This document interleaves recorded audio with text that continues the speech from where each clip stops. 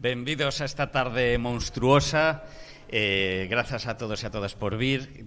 Temos hoxe a dous autores de un trío de autores que fixeron unha triloxía de banda deseñada que polo de agora temos dous libros no mercado, que é Sentinelas, non? É unha historia de ficción monstruosa, perfecta para pasar o Samaín, publicada por Galaxia. Temos aquí, como decía, dous dos seus creadores, a Andrés e a Senande, guionista e debuxante, ainda que nos falta unha pata de guionistas que é Ozo, e vimos a presentar esta nova saga de banda deseñada feita dende Galiza para o mundo, non? Antes de nada, comezar pois un pouco de onde sale a idea de Sentinelas. Sentinelas, de feito, comeza sendo un guión con tintes cinematográficos e polo camiño acaba cruzándose a banda deseñada e adiantándose a esa posible adaptación, non? Entón, bueno, contanos, Andrés, un poquinho de onde sale toda esta idea da saga Sentinelas. Sí, como ben decías, falta a terceira pata desta mesa, non? De tres que somos os autores, que Ozo Perozo, que ahora mismo, pues, entre que acaba de ser pai, que eso xa se sabe que quita moito tempo, que está rodando Valle Salvaje en Madrid. Entón, está de feito nominados premios Emmy internacionais ahora mesmo, que serán en breve. Xurdiu, bueno, pois eso, de xuntarme con el despois da pandemia. Levaba un par de anos, eu tamén acaba de ser pai e tal, e buscaba un sitio onde recuperar a posibilidade de escribir. Entonces, el impartía un obradoiro en Santiago, ali fun, dixe, bueno, a ver se recupero. Bueno, eu viña de facer algunha curta, daquela estaba metida no tema das curtametraxes, non? En dirixir e tal. E ali, pois eso, entre a pandemia, todos con máscara e eso, pois leva unha pequena idea de continuar unha curta que acaba de facer, que se chamaba Topando o Camiño, que era, pois, desde curta facela un pouco larga e meterlle, pois, algo de fantasía, non? Nun transcurso de uns nenos que facían tamén unha excursión e se perdían. Unha vez ali, pois, eu pensaba facer eso, alongar a curta, e pensei unha serie, pois unha serie de, en vez de unha longametraxe, unha serie de 8 capítulos. Comentei, claro, eu dicía, bueno, saímos unha serie de 8 capítulos con mitoloxía galega, porque eu nese momento, pois, levaba tempo con a idea na cabeza, que era que non había referentes audiovisuais de mitoloxía galega. Entonces, nese momento, pois, fíxome clic a cabeza e dixen, por que non facer un referente de mitoloxía galega cando hai pois eso, temos aquí abaixo a Thor, non? Temos a mitoloxía nórdica super representada, temos a mitoloxía japonesa nas historias de Miyazaki, pois a celta están aí en Irlanda, os de Cartoon Saloon, el Polo Urquijo no país, na mitoloxía vasca, está sacando películas, vai estrenar unha en breve.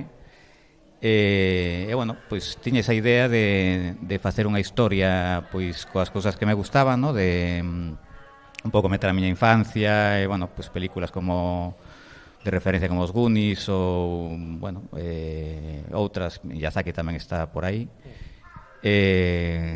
Bueno, pois Ozo dixo, bueno, pois sí, veña, vamos con isto. Démoslle forma e intentamos facer eso, que un proxecto audiovisual. Pois tiñamos na cabeza que isto se vende fácil, isto é unha cousa que non vai comprar isto, non? Efectivamente te topas co muro, non? Das productoras, que é moi caro, que tal.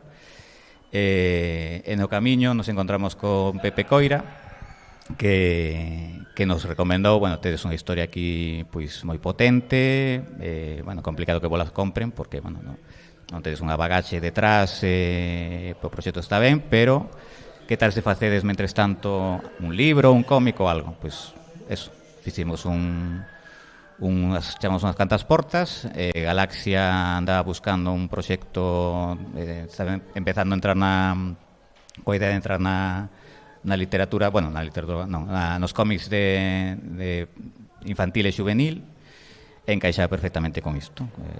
Pois é un pouquinho a historia previa ao desenrolo de tal. E logo entra aquí o señor Senande, que claro, daquela pois necesitamos un debuxante, e ti recomendáchesme pois que podría encaixar Senande. E aquí está. Falamos con él, parece que te gustou tamén Sí, eu estaba encantado de poder participar, ademais xa estaba movendo proxectos e pasábame o mesmo de non había forma de encaixalos ou tal. E cando me presentache desa obra, non só foi a obra, senón que viñeches a Santiago, falamos, tomamos un café, levei uns bocetos, gustouvos, non? Quero dizer, eu creo que funcionou. Ademais xa había un contrato, o sea, a Galaxia estaba de imos adiante se logrades un debuxante. E bueno, era un pouco complicado os tempos, para cando tiñamos así había que facelo moi rápido, e como crees que che dará tempo a facelo? Es como, no, pero vamos a probar. Sí. Sí, es como, pero sabíamos todas as dificultades que iba a haber. Metimos nelo o sea, prácticamente nos coñecemos, empezamos a traballar casi unha semana despois. Sí, no mesmo seguinte día xa... Sí. E aí surxiu, basicamente. E efectivamente o proceso creativo foi complexo basicamente porque era a túa primeira inclusión na banda deseñada longa, fixeras cousas curtas antes, e aínda por riba era unha banda deseñada complexa, porque non era unha banda deseñada de dos personaxes e xa está, sino que aquí hai unha morea de personaxes, hai bicicletas, hai un montón de escenarios, hai monstruos, non? Hai mitoloxía galega. Entón, como te plantexas a nivel gráfico ese reto, non? De, bueno, teño un guión que xa está moi elaborado e xa está moi definido, pero teño pues, menos dun ano para facer un libro que realmente necesitaría moito máis para ser levado a cabo, non? Como te organizaches, como traballabas con Andrés e con Ozo? Pois, bueno, primeiro de todo sempre lles agradezo a liberdade creativa que me deron, que foi inmensa, quero dicir, salvo manter os nomes das criaturas, as personaxes ou demais, deixáchesme de facer o que consideraba correcto. Bueno, para os deseños non foi moi complicado porque era un pouco máis fluir que a idea que che daban, o sea, Lara, a protagonista, é unha rapaza que está na parte de cambio de neno, de cativo a adolescente, e bueno, pois ten un rollo un pouco máis grunge, despois hai un que é guitarrista, pois é máis metaleiro, etc. Eso é máis sinxelo, pero claro, todo eso despois, quero dicir, había que crear os monstruos, as paisaxes, e precisamente para facilitar un pouco, así como vos introducichedes no guión a vosa infancia, eu directamente utilicei o meu pobo da infancia para todos eses fondos e ter unha rapidez agora de estalo, o sea, non tiven que crear un pobo imaginario, sino que directamente un pobo que existe, non representa ese pobo, pero directamente o usamos. Salvo, bueno, a parte deses detalles que son máis de lección de gráfica, que o maior problema era telo todo para a fecha, sabes, ensinarchesnos o importante que é cumplir as datas, o que é casi o máis importante de todo. E bueno, pois intentamos distribuílo un pouco como se fosen, bueno, eu polo menos, como se fosen capítulos, non que fosen capítulos per se, pero ter unha posibilidade de ter varios núcleos na historia que estaban fixos, e despois, se o tempo non premiaba, podíamos amoldar un pouco que conectaba unha parte da historia con outra, pero quero decir, salvo ese detalle que era o que vía que podía consumir máis tempo, por o demais foi bastante fluido, creo eu. Reuníamonos todas as semanas. Sí, había reunións constantes, semana casi semanalmente, semana sí, semana seguida, non. algunha alterna, pero prácticamente todas.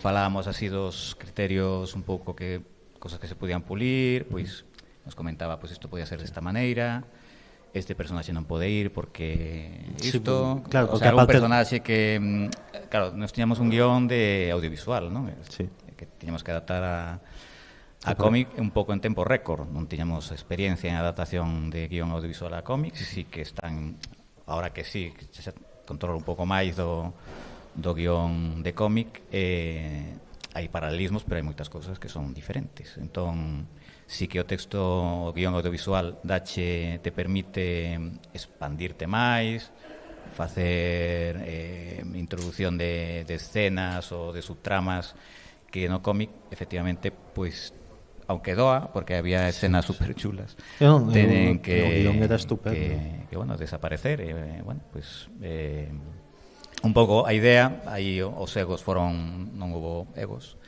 era terminalo, que funcionase. Esa era a premisa total. Sí, porque non só non era falta de tempo, senón que tiñamos un máximo de páxinas, claro, de 56 páxinas, creo que eran, así que sí, 58 por aí. Sí, entre 60 e 56 era, e non podíamos pasarnos diso porque xa se lles iba do que tiñan presupuestado, así que claro, non nos quedou outra que apañalo.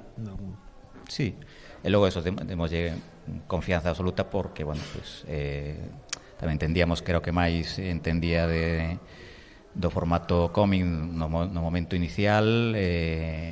Currouse, pois, quitando uns detalles que lle dimos de, bueno, de feito, eu te comentara, innova o que queiras, o sea, fai innovacións, todo o que che dé a gana, e un pouco os mundos, porque hai dous mundos diferenciados, que o mundo real e o mundo fantástico, e aí sí que había unhas pequeñas pautas que logo pues, se le adaptou a súa maneira, pero sí que nese sentido, logo os personaxes estaban moi definidos, entonces era tirar un poquinho de imaxinería, iso, pero bueno, o traballazo foi aquí de Senande.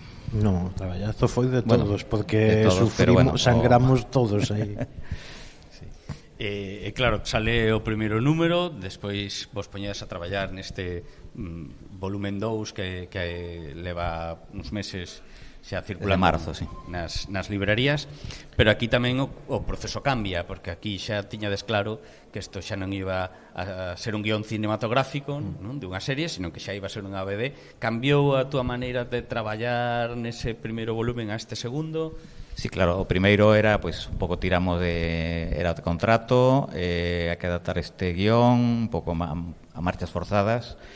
Neste, claro, un traballo de adaptación a guión de cómic, facilitarlle o máis posible que non tivera que interpretar as escenas, sino que as escenas estuveran o máis machacadas posible, independientemente de que tivese a liberdade de modificalas ou adaptalas, pero sí intentar paxinarlas, darlle... Traballades con guión técnico ou unha mestura adaptada a él. Sí, a min facilitoume moitísimo. O que lle facilitaba máis no seu traballo era porque, claro, se era moi acotado, pois tampouco lle valía, se era solo texto, pois non, pues, unha mestura de guión técnico e guión estándar. E contaros tamén un pouco como é esa experiencia de traballar a catro mans, non? Con outro guionista facendo unha historia. Sí, a ver, é verdad que levo peso porque, bueno, a idea foi miña e logo, pois, a hora de desenrolar o guión, pois tamén comunicación constante, pois escribir, retocar, modificar, e tamén sen pautas, é dicir, el ten unha visión quizáis máis a nivel de series, máis experiencia no tema dos guións En xeral, eu podía aportar eso a idea original. Tiñamos xa, de feito, tiñamos o guión o temos, é dicir, o guión, bueno, escaletado, o guión da historia está.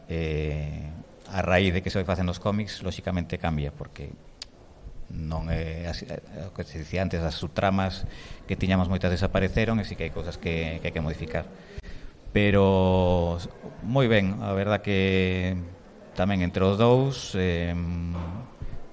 o que se dicía antes, a facer o rematalo, non impoñer ideas, non había unha imposición de ideas, e desde ese respeto, pois a verdade que eu estou encantado, e agora estamos no terceiro xa currando. E respecto ao que comentabas antes, non, de que unha das cousas que vos decían os produtores era que era difícil levar a pantalla certas cousas de ficción, non, sobre todo pois que cousas que necesitarán pois o 3D ou croma ou maquillaxe específico, pero eso desaparece na BD. Entonces engadichedes cousas máis atrevidas, máis... Sí, nos permitiu pois quitarnos esa censura, autocensura que te pose, pois isto é moi caro, vamos a facelo así, non? Porque estás pensando en audiovisual. Claro, no cómic pois dices, pois non, veña, o que estou pensando ten que ir así porque podemos facelo, se pode dibuixar e podemos facelo.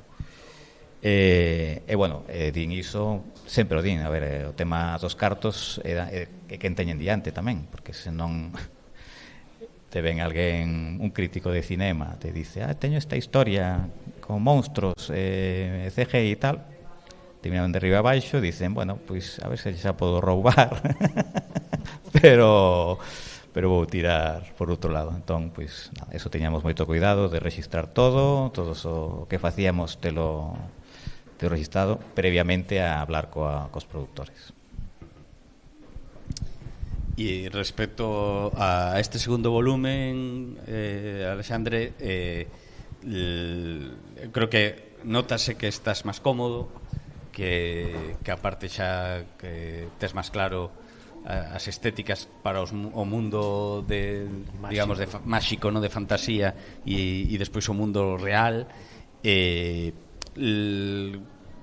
Como facías tamén ese tipo de salto, non? Porque cambias de estilo bastante, non? Un é máis liña clara, outro é máis pictórico. Como traballabas esas páxinas? As facías todas xuntas? Ibas facendo, ibas saltando dun estilo a outro? Normalmente tendo a saltar, porque é verdade que moitas veces deixo un pouco que sexa o estado de ánimo que me dicta o que vou facer para facer o mellor posible realmente, pero suelo intercalar. Eu suelo ter ou máis experiencia ou polo menos ser atoparme máis cómodo ou libre cando é máis pictórico, permíteme facer certas experimentacións que, aínda que ca liña clara pode ser tamén, na miña cabeza é como que non lle atopo un lugar exacto de facelo de determinada maneira. Así que, bueno, non suelo ser moi fixo, salto dunha a outra un pouco cando me presta máis.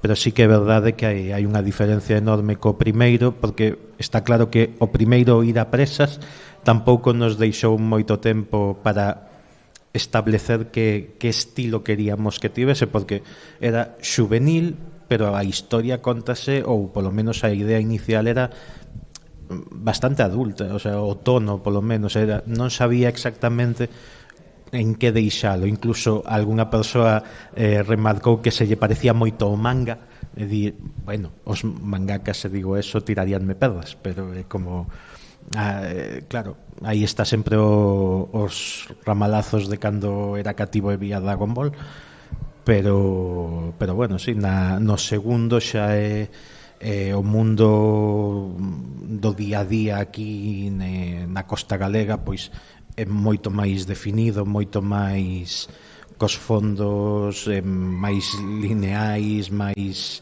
claros, un uso do col tamén tirando a máis plano, e xa cando pasa a ser máxico trato casi facelo onírico e introduzo pois simboloxía ou desvaio o sea, desfago moito as imaxes, gustame moito metelas en penumbras, en darlle un aire así máis de tebras.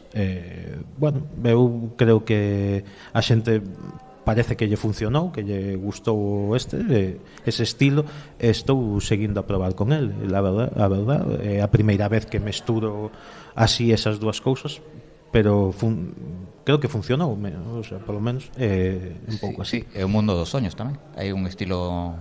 É verdad que un pouco foi o que me levou a facer todo o mundo onírico, o sea, o mundo máxico, facelo casi desa maneira, foi por estar probando no primeiro con ese estilo así tan onírico.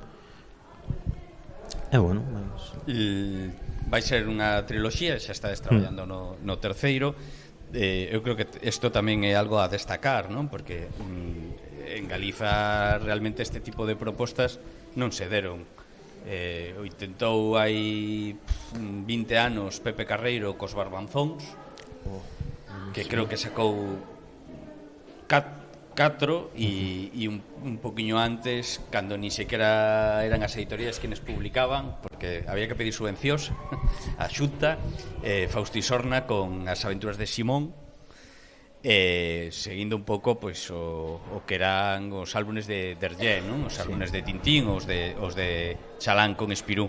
Pero a nivel editorial eu creo que hai poucas experiencias deste tipo e poucas experiencias aparte de cousas un pouco propias, non? Porque, bueno, pues, os intentos sempre eran imitar ao que sabíamos que funcionaba, que era Asterix e Tintín, non? A ver si podíamos facer unha galegrización deses éxitos. Esta é unha proposta diferente, lóxicamente con guiños a cousas que comentabas antes, Andrés, de cosas que che gustaron, non? Pois os Goonies, os bicivoadores dos anos 90, incluso pois hai un montón de referencias comiqueiras e de debuxos animados, non? Pois Dragones e mazmorras, O Señor dos Anéis, non? Ese Laberinto del Fauno, non? Hai un montón de puntos en común. Pero isto é unha aposta diferente, non? Levades prácticamente al libro por ano, casi ano e medio. É algo tamén moi chamativo no mercado galego, porque é un mercado que non, a nivel económico non permite as cifras que poden ter o mercado francés ou os mercados internacionais que permiten producir a ese ritmo tan vertiginoso. Pero eu creo que vades a conseguir en 3 anos, 4 rematar a triloxía, non? Entón, creo que eso é algo tamén a destacar. Tedes pensado xa, cando isto remate, en seguir facendo algunha cousa deste estilo ou continuar a saga, non? Se vai terminar co terceiro? Bueno, primeiro, o que decías antes, o formato este de continuará, non? Foi un pouco necesidade porque había que trocear o guión, e outro, pois, porque tamén dixemos, por que non? Si teñamos voces en contra, en plan, non, cómic cerrado, que sexa autoconclusivo, bueno, o que sempre se doite dicir. Pero tiñamos moi claro que primeiro non podíamos, porque a historia tal como estaba non se podía trocear a unha autoconclusiva, porque eran 8 capítulos, non se pode. E outra porque dixemos, pois veña, por que non? Si temos o contrato do primeiro, se queda aberto, o segundo, pois, si funciona, xa porque tampouco tiñamos, foi un contrato individual, non foi veña, os mercamos o mercado 3. francés funcionaba igual, Sí, o sea, o mercado francés facían cho primeiro e se funcionaba, despois igual che facían dous máis, pero Pois isto é un por ano, e según vai funcionando, que está funcionando. Este vai na terceira edición, acaban de publicar Antonte, non? O Benres. Polo menos chegou o aviso de que estaban na segunda edición xa. Sí, claro, despois do terceiro, porque estamos facendo que se todo vai ben será finais de 2026, pois para Navidades ou antes. Sí, hai moitas cousas que non entraron nos cómics que sí que teñen cabida noutras historias, incluso algún spin-off, pero non nos poñemos pois eso, non estamos pensando ahora mesmo, temos a cabeza no terceiro. Sí que tes ideas, ilusión por facer ou continuar a historia, a saga, se faga serie, película o que queira, pero todo está de momento, nun soño, nun ideal. Claro, a meta é o terceiro, chegar a facer o terceiro xa é como sí. Nunca pensamos que fora de que iba a chegar ata aí, pero bueno. Sí, bueno. Sí, había a intención, pero claro, pero poden pasar mil cousas. Claro. Despois tamén está o asunto de esa posible adaptación. Pensades que a banda deseñada que estea triloxía rematada vos pode axudar a abrir portas cara a unha adaptación cinematográfica da banda deseñada? Sí, ahora mismo dubido que ninguén se meta a adaptar, habendo dous, sendo tres. Cando sexa o terceiro, si abriránse máis posibilidades. Tamén estamos no tema da traducción outros idiomas, pero dunha maneira así, pois eso, de tanteo, máis que de tal, porque se son tres é complicado que chean dos. Tampouco é dicir é un win-win, ¿no? Que se gañar, porque se non se adapta os cómics en galego, pois nos interesa que estea solo en galego de momento, porque é unha maneira de introducir tamén a rapazadas. Entón, pois, poñer ese graniño de area nunhas cidades que son complicadas para manter o idioma e que lles poida, pois eso, pois que teñan esa oportunidade de ler algo en galego, que poidan contribuir a manter, bueno, pois que teñan, que non o perdan, ¿no? Porque a idea da que está enfocado isto a partir de 12, no, que a partir de 9 pois xa o están lendo. É unha idade esa que adoitan pois ou abandonar o idioma ou mantelo, pero se podemos poñer un graniño que teñan esas opcións de lelo, que haxa contribuir a que se fagan outros cómics tamén en galego con outros editoriais que parece que se están contaxiando, non? Pues isto fai que outras tamén publiquen, non traducción solo, senón cómics de creación, non? Pois nós estamos pois super satisfeitos nese totalmente sentido. O que sigue probablemente no sentido de que virá antes, probablemente se chega a cumplir o de unha adaptación, probablemente antes teremos que habelo publicado en varios idiomas para chamar máis atención, probablemente antes de que eso poida materializarse, probablemente, pero nunca se sabe. Sí, a ver, ir paso a paso. Ese que de inicial era a adaptación cinematográfica, ahora estamos disfrutando moitísimo o tema de que estea en cómic. Se chega e se non chega, pois queda está o cómic. Entón, pois é verdad que algún tímido sí hemos escoitado de que isto habería que adaptalo sí ou sí, pero no, bueno, a ver quen se molla tampouco quero aumentar as meigas, pero tivemos a Pepe Coira no Viñetas, no caso de adaptalo estaría no equipo, así que isto é unha primicia. Tamén comentabas agora o tema do idioma. Eu creo que tamén o interesante o target ao que vos estáis dirixindo, que non é o target habitual pero xa non solamente en galego, sino a nivel estatal tamén, non? Digamos que esa franxa de idade entre a infancia e a adultez está un pouco esquecida, non? Polos autores de banda deseñada, vamos, ou para primeiros lectores, non? Moi cativos, ou xa directamente a polos adultos. Esa franxa ao final queda para que acaben consumindo manga, que son os únicos que realmente se están dirixindo, non? Que pensades dese valeiro que haya dentro do gremio da banda deseñada cara os cómics de carácter xuvenil, non? Sí, quizás se debería pensar máis nunha cousa global. Efectivamente, os cómics non son só nin para nenos nin para adultos, calquera o pode ler. É dicir, sempre te poño unha franxa de idade nas editoriais, isto a partir de 12 anos. Por qué? Antes e despois tamén, o sea, temos o caso dun en Santiago, neno este de Santiago, que con 7 xa se leu o primeiro, estaba encantado e desexando que saíra o segundo. Sí que nos cadou que foi o único que deu. deu. O noso público dese día, unha presentación que tivemos na librería Follas Novas. E foi a mellor presentación quizás que tivemos na vida, porque nos fixo a entrevista a él. Sí.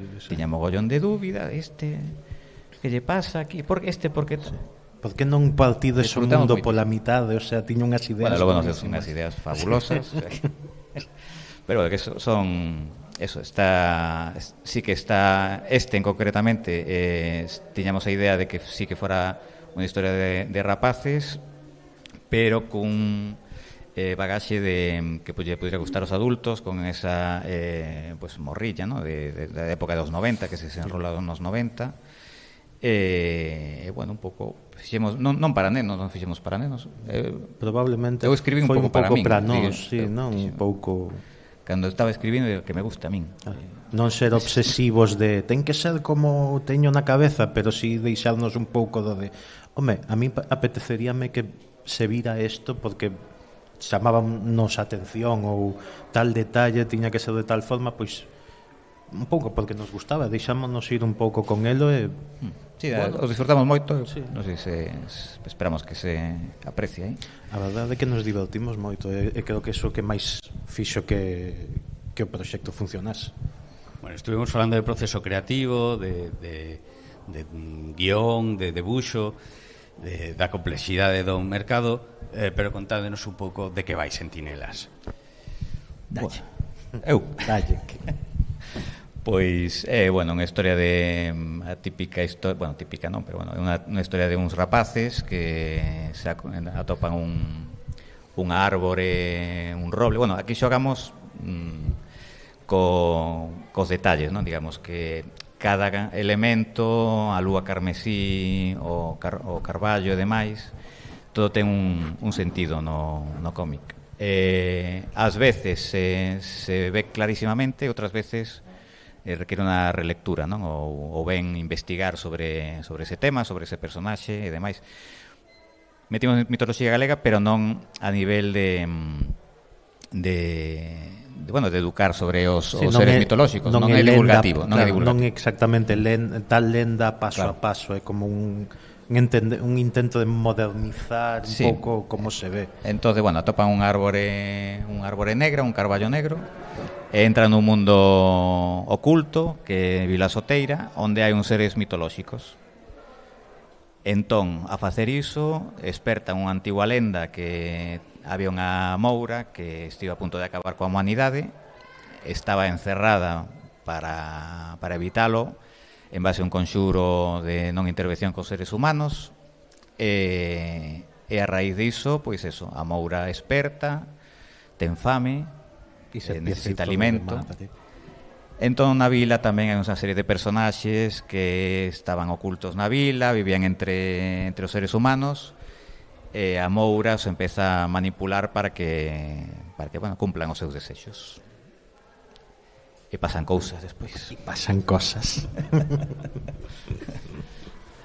Bueno, eu a verdade é que creo que é unha experiencia moi interesante, se continuará, que comentabas que foi arriscado, sobre todo no volumen 1, pero que agora cando estén os tres, creo que a rapazada e os non tan rapaces van a disfrutar da historia dunha maneira moi diferente, ¿no? Porque, bueno, pues, relendo para refrescar, non? Os dous volumes, a verdade é que o ritmo funciona moi ben, non? Porque o primeiro vai presentándote personaxes, poñéndote en riba da mesa unha serie de accións que quedan sin resolver, moitas delas, non? E que de repente, pois no segundo volumen todo empeza a ter sentido, e ten moitísima máis acción o volumen 2 que o 1. Os personaxes xa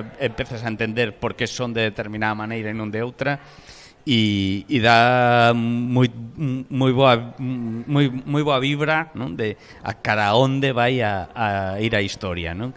Tedes vertixe con a resolución, non? Porque cando as historias son de continuará e se ten que resolver, ese volumen 3 que estades agora traballando definitivo, non? O sea, é unha cousa que pode facer que todo se suxeite ou non, non? Sí, sí que dá un pouco de vertixe, sí. E de feito está cambiando bastante con respecto á idea inicial. A idea inicial sigue estando, pero sí que hubo que darlle unha volta para que, hai que, como ben sabes, no terceiro pechanse os arcos, vas pechando moitos arcos, e a resolución final, que tiñamos unha idea, pero tal como está o mundo ahora mesmo, de que todo é, vemos continuamente a maldade e demais, pois damos un toque de esperanza que non tiña no final. E por aí vai a cousa, que un final máis optimista, menos, digamos, sí, máis optimista tamén o é, pero cun punto de redención, un pouco de algo de bondade, non? De que parece que carece o mundo, que os monstruos ojalá se quedaran nos cómics e non saíran fora, como ti ben sabes. E tamén neste proceso decías antes de escenas, pero tamén personaxes, non? Comentabas antes na comida que hubo un personaxe que estaba na idea inicial que tuvechetes que desbotar. Sí, eso pasou xa no primeiro, no terceiro, no segundo tamén. Sí. No segundo tamén e no terceiro tamén, claro. Que sí, é unha adaptación continua. Limita un pouco o número de páxinas, pero ao mesmo tempo esa limitación do número de páxinas fai que, o que decías antes, que o ritmo sexa mellor, e non vas máis ao grano, concentras máis a acción, e creo que dentro do que a historia que tes pensada igual non encaixa tal como tiñas pensada, pero ao final dándolle unhas cantas voltas facilita que o cómic funcione. E Xenande, te imaginabas cando eres estudiante do garaxe hermético, te imaginabas que o de facer BD era así? Sí, a ver, outra cousa non, pero na escola ensinachenos de que isto era duro, era constante, había que mantener un ritmo de alguna, o sea, fixeras o que fixeras, o ritmo, a constancia, por sorte xa cheguei preparado a isto, como non é o mismo cando practicamos na escola e demais a cando é de verdade, pero é verdade que non se diferenciaba moito do que nos contabades, así que digamos que xa cheguei preparado gracias á escola. Xa estabas asustado, non? Xa viña con medo, e máis, é como cando me escribiches foi da noite a mañán, claro, eu estaba con outro proxecto, era como, isto non funciona, non sei que vou, tal, non sei que. Hai un proxecto novo, queres probar? É como, tal, é como, eu non esperaba isto. E metime, pois, como falamos moitas veces, de hai que arriscar un pouco e decir, xa que estou, vamos a ver ata onde podo chegar. Pois, de cabeza. De momento imos safando, así que, porque ao final é un pouco máis safar que facer a idea perfecta que tiñamos, o que tiña eu que quería facer, pero creo que os formades ben, no garaxe hermético, sí. Os formades ben, está saindo moita xente, xa incurtidos. Todo está saindo moita. Preguntaronme outro día, mira, coñeces algún debuxante que faga un cómic que teño tal? Dixen, pregunta no garaxe hermético. Claro. Que sí, todo novo que está saindo daqui de Galicia, prácticamente ou son xa veteranos de algunhas obras, quero dicir, xa coñecidas, ou as novas, creo que están sendo últimamente todos compañeiros ou excompañeiros da escola. Bueno, sí, eso era o objetivo. O obxectivo inicial do garaxe, non? Que ao principio era como unha utopía, porque era algo que era moi complexo e que ninguén confiaba que fuéramos capaces de conseguir, pero bueno, despois de casi 15 anos que se cumpren agora no 2026, demostramos que había material e había autores e autoras con suficiente potencial e con bo facer como para poder dar ese paso, non? E creo que hai un antes e un despois a nivel de industria ou de preindustria, non? Porque falar de industria en Galicia ainda é un pouco arriscado ou osado, pero sí que empeza a dar froitos, non? Sí. O que decían, desde que agora está se vendo moito, o sea, moitas máis editoriais confían máis nos cómics, nas bandas diseñadas que, por exemplo, nos últimos 10 anos, o sea, que notase o cambio. Sí, aí, bueno, houve moitos intentos, non? Sí. Eu creo que dende a época de Golfiño, claro. Que foi a primeira vez, digamos, a nivel editorial que se deron conta de que sí que había un número importante de autores e autoras que podíamos dedicar o noso talento a facer BD en galego. Aí cambiaron bastantes cousas, non? Pero agora eu creo que conseguimos darlle esa sensación aos editores de que hai suficiente producción como para poder facer coleccións de banda deseñada, non? Que era unha das cousas que eu recordo que cando falaba con Manolo Bragado de Xerais ou con Francisco Castro ou Fran Alonso, non? Que decían que o difícil era abrir coleccións sin saber si había suficientemente xente facendo BD para mantelas, non? Eu creo que eso agora xa está máis que claro de que é posible. Totalmente. Eu creo que é o momento tamén de abrir ao público as preguntas. Temos un micro con unha azafata preciosa aquí de curtas que vos lo pasará para poder facerlles preguntas a Andrés e a Senande. Sí, se quede... Falabades antes da adaptación do que era un guión inicialmente máis cinematográfico a un guión de cómic. Como é ese proceso? Que é o que ten que quedar fora? Como é ese cambio, digamos, de narrativa, de pasar da arte audiovisual ou arte secuencial do cómic da viñeta? Como é ese cambio? Cales son as diferencias fundamentais? Pues a diferencia fundamental basicamente son as páxinas. No cómic, na páxina impar, na impar ten que haber un cliffhanger continuo para que te obligue a pasar. Entón hai que... Esa é unha das cosas fundamentais. Logo hai unhas técnicas dependendo do formato que queira, neste caso do dibuixante, hai que adaptarse ao seu traballo. Hai quen prefire que lle detalles a viñeta e quen prefire unha cousa máis xeral e darlle liberdade. No caso de Senande era unha mestura das dúas cousas.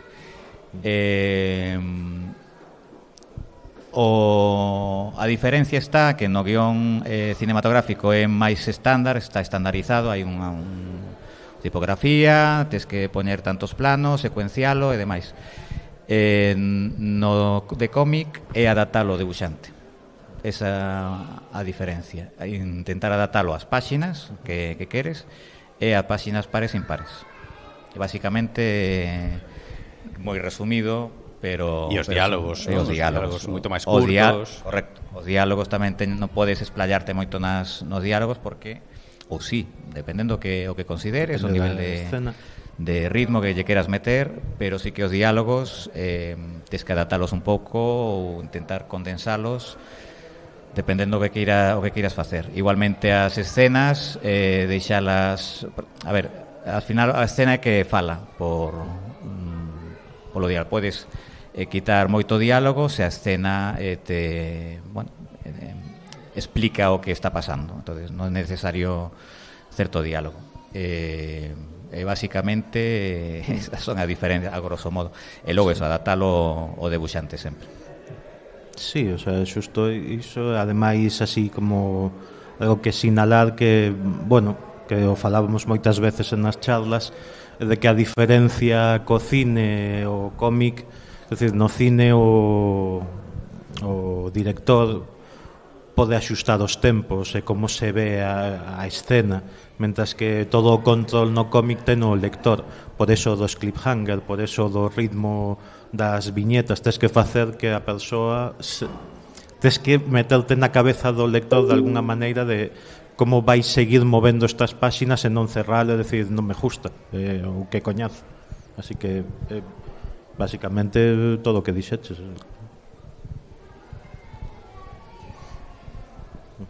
Algunha preguntiña máis? Tens alguna duda, Cogel?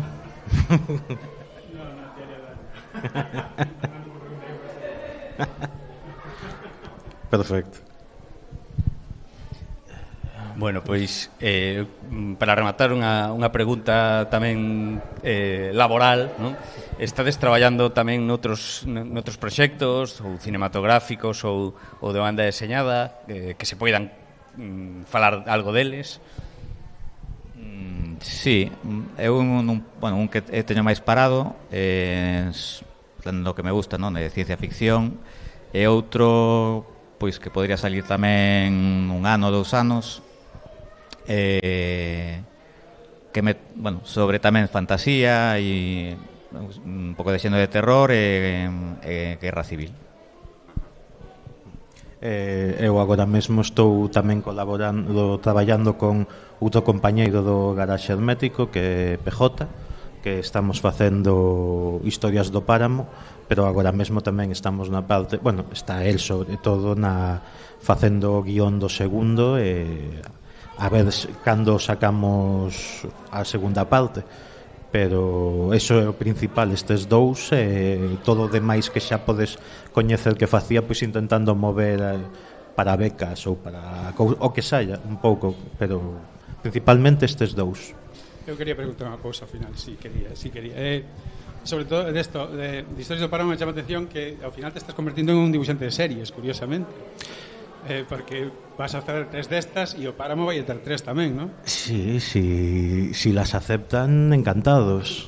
Claro. Si las aceptan pode ser moi malo. Bueno, claro. Te quería preguntar unha cousa. Como cando pintas, o sea, cando fas viñetas pintadas, cando das acabado? Cando sintes que acabaches? Nunca. Quero decir, non podo releer os meus cómics porque quero cambialo enteiro. Porque en color plano é bastante fácil saber cando o pode ter por rematado e pode faltar un poquinho de luz, un poquinho non sei que. Pero cando pintas te ensimismas de mala maneira e nunca parece que teñen que quitarche as páxinas das mans.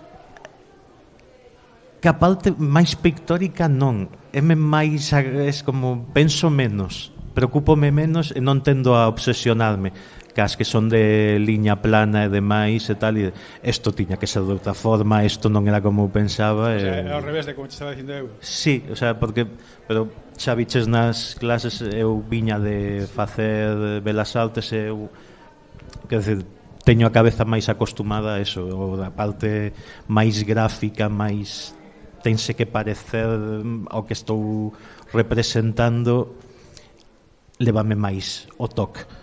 Pero xa che digo que ningún dos 3 podes volver a ler, porque en canto acabemos o terceiro vou decir, Andrés, ese podo dibuixalos de novo e cambiar isto e tal. Claro, para o integral. Sí. Probablemente, si me dejasen, pero como no voy a hacer como hizo el de Solo, a ser posible, pero...